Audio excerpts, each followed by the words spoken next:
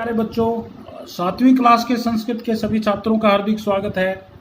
हम कर रहे थे विभक्ति और कारक। हिंदी में जो कारक काम करते हैं, संस्कृत में वही काम विभक्ति करती हैं, इसलिए शब्दरूप याद करवाए जाते हैं। और जो सेंस हिंदी में कारकों की है, उसी सेंस को संस्कृत में विभक्तियों से लिया जाता है। हमने 7 कारक जाने अधिकरण तक। आखिर जो कारक है वो है संबोधन कारक। ये जो संबोधन कारक है, ये किसी को पुकारने के लिए प्रयोग किया जाता है। लेकिन इस संबोधन को समझाने से पहले मैं ये बता दूं कि जो कारक है, कारक वही होता है जिसका क्रिया से सीधा संबंध होता है। इसलिए संस्कृत वालों ने संबोधन को और संबंध को दोनों को कारक स्वीकार नहीं किया। कारण क्यों? कारण ये है कि सब जो छठा कारक है संबंध कारक, उसमें 2 के बीच में संबंध होता है।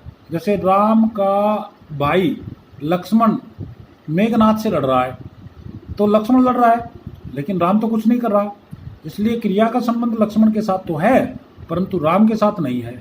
इसलिए राम का यहाँ पर कारकत्व के रूप में स्वीकार करना संस्कृत को ना गवार गुजरा। तो इसी तरह से दूसरा संबोधन है। संबोधन में हम किसी का ध्यान अपनी तरफ आकर्षित करने के लिए सिर्फ संबोधन का प्रयोग करते हैं, जबकि संबोधन का क्रिया से कोई संबंध नहीं होता है। जैसे आप वाक्य देखें, यहाँ हे बालः त्वं पठ। अब यहाँ हे बालक यहाँ तो था संबोधन, और त्वं मध्यम पुरुष हो गया, त्वं पठ तुम पढ़, तो यहाँ पर मध्यम पुरुष हो गया और कर्ता और क्रिया। तो यहाँ हे बालक का जो संबोधन कारक है, यहाँ त्वं पठ के साथ में हे बाल का कोई संबंध नहीं है। यहाँ जबकि मध्यम पुरुष एक वचन है और हे बाल प्रथम पुरुष जैसा है, तो यहाँ पर इसका इसके साथ में संबंध न होने के कारण इसको भी हम कारक के उसमें श्रेणी में नहीं गिनते। लेकिन बाकी के कारक जो 6 कारक बच गए, कर्ता कर्म च करणम च संप्रदानम तथैव च आपादानम अधिकरण इत्याहु कारकाणि षट्, ये 6 कारक जो है स्वीकार किए हैं।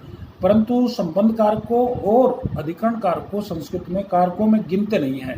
कारक की तरह प्रयोग करते हैं, कारकों वाला ही काम करवाते हैं, परंतु कारकों में गिनती इनकी नहीं आती। चलो खैर, इससे आगे बढ़ रहे हैं। अभ्यास।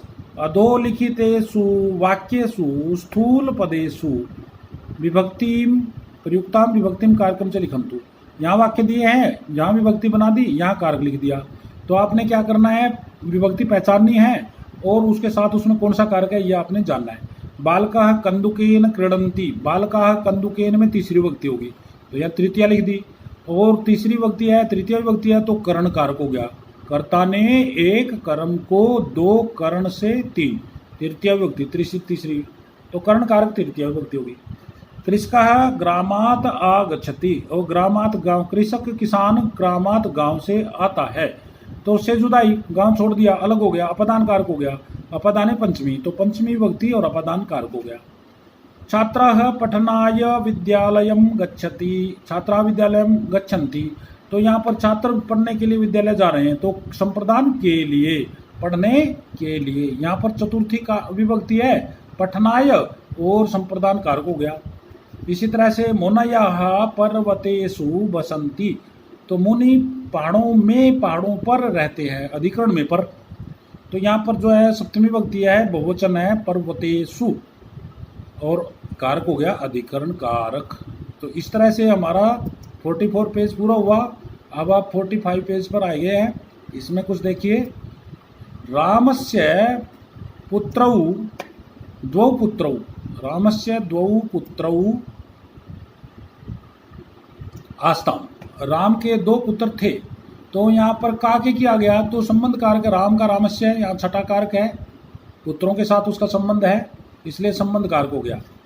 वो छात्राः अधुना पठन्तु, पुकार रहे हैं, बुला रहे हैं, संबोधन है हे बालको, या अब पढ़ो, तो यहाँ पर संबोधन है, तो यहाँ पर संबोधन ही कारक दोनों तरफ लिखा जाएगा, विभक्ति भी संबोधन, कारक भी संबोधन।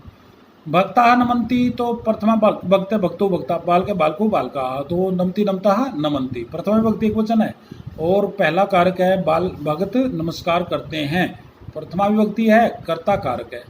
सर्वे संस्कृतम पठेयु, कर्ता ने कर्म को, सभी संस्कृत को पढ़े, तो द्वितीय विभक्ति है और कर्म कारक है। इसी तरह से आपके सामने यहाँ कुछ ऑप्शन दिए हैं। जिज्ञासु आसित, जिज्ञासु था, एक वचन है तो कर्ता ही था, कर्ता बच गया तो बाल कह है प्रथम विभक्ति वाला शब्द आ गया।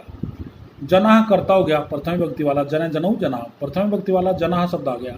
शक्तिम प्राप्त नुवंती, शक्ति प्राप्त करते हैं। लोग ताकत प्राप्त करते हैं, किसके द्वारा? भोजन के द्वारा। तो कर्ता ने कर्म को कर्ण से के द्वारा, यहाँ पर कर्ण कारक हो गया, तीसरी विभक्ति होगी भोजनेन, भोजनेन शक्तिम प्राप्त नुवंती। अब विद्या विवादाय भवती, विद्या विवाद के लिए होती है, किसकी? खलस्य। त्वम वद, तुम बोलो, अब संबोधन बच गया, हे श्याम तुम बोलो, तुम बोलो। छात्राः उद्यानम गच्छन्ति, छात्राः किसके लिए उद्यान जाते हैं? मनोरंजन, जैसे विद्यार्थी विद्यालय जाता है किसके लिए? पढ़ने के लिए। इसी तरह से छात्र उद्यान में जा रहे हैं किसके लिए? मनोरंजनायो, मनोरंजन करने के लिए। छात्राः भ्रमन्ति, छात्र भ्रम रहे हैं, घूम रहे हैं, कहाँ? में पर, उद्याने, उद्यान में। ते नमन्ति, ते किसको नमस्कार कर रहे हैं? अध्यापकम नमन्ति, अध्यापकम नमन्ति। अगर नमः होता तो अध्यापकाय हो जाता। सह आगच्छति, वह आ रहा है, कहाँ से? जुदाई, नगर से, नगरात।